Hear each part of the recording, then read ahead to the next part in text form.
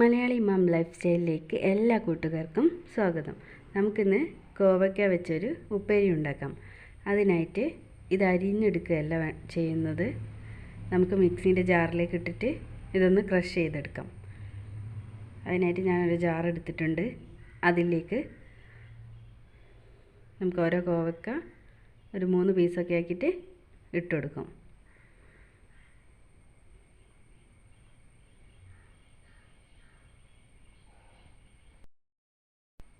കോവയ്ക്കാൻ്റെ ഉപ്പേരി ഇഷ്ടമല്ലാത്ത എല്ലാവർക്കും ഈ രീതിയിൽ ഉണ്ടാക്കിയാൽ ഇഷ്ടമാവും. ഇതെന്തിൻ്റെ ഉപ്പേരിയാണെന്ന് അങ്ങനെ മനസ്സിലാവില്ല.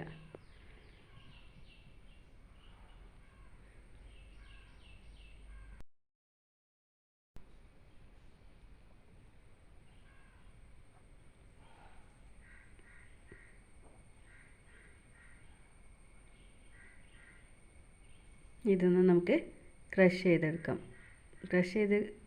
ഒന്ന് പ്രസ് ചെയ്ത് കഴിഞ്ഞാൽ ഒന്ന് തുറന്ന് നോക്കണേ. അധികമായി പോയിട്ടുണ്ടെങ്കിൽ അരഞ്ഞു പോവും. ജസ്റ്റ് ഒന്ന് പ്രസ് ചെയ്യുക, ഒന്ന് തുറന്ന് നോക്കുക.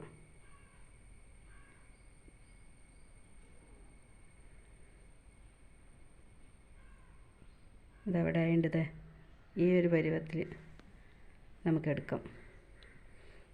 ഇനി പാത്രം അടുപ്പത്ത് വെക്കുക. അതിലേക്ക് നമുക്ക് ഇത് വറവ് ചെയ്തെടുക്കാനുള്ള വെളിച്ചെണ്ണയും കൂടി ഒഴിക്കാം.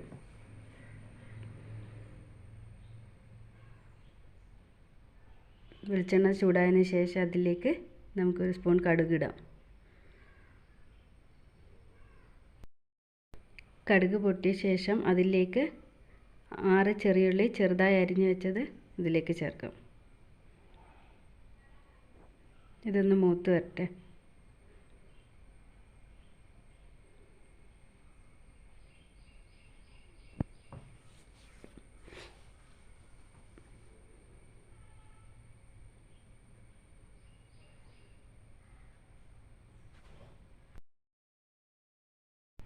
ഇതിലേക്ക് ഞാൻ 2 പച്ചമുളക് നടു കീറിയത് ചേർക്കുന്നുണ്ട്.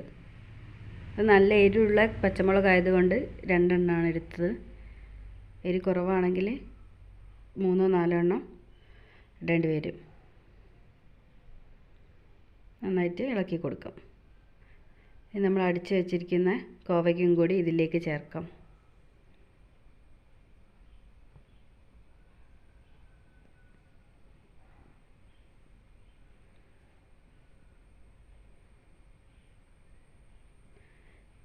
ഇതിലേക്ക് കുറച്ച് തേങ്ങ കൂടി, ചെറിയ തേങ്ങയും കൂടി ചേർക്കാം.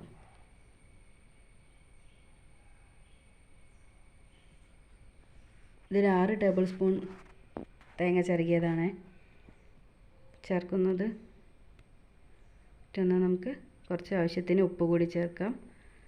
കുറച്ച് മഞ്ഞൾപ്പൊടി കൂടി ചേർത്ത് നമുക്ക് ഇത് ഇളക്കി യോജിപ്പിക്കാം.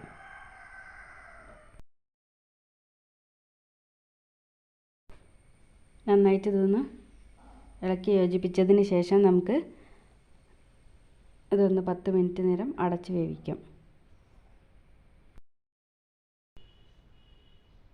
10 മിനിറ്റിന് ശേഷം നമുക്കിതൊന്ന് തുറന്ന് നോക്കാം.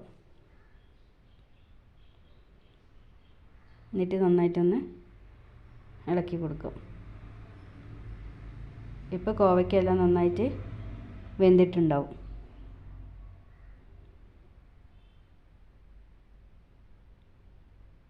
അതിലേക്ക് കുറച്ച് കറിവേപ്പിലയും കൂടി ചേർക്കാം. എന്നിട്ട് ഇളക്കി യോജിപ്പിക്കാം.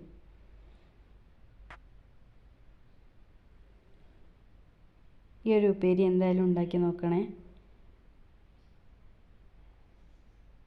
നല്ല ടേസ്റ്റാണിത്. കോവയ്ക്ക ഇഷ്ടമല്ലാത്തവരും കൂടി ഇത് കഴിക്കും.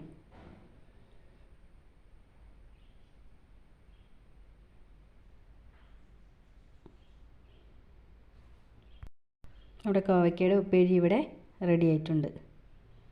എല്ലാവരും ചാനൽ സബ്സ്ക്രൈബ് ചെയ്യാനും ലൈക്ക് ചെയ്യാനും മറക്കല്ലേ.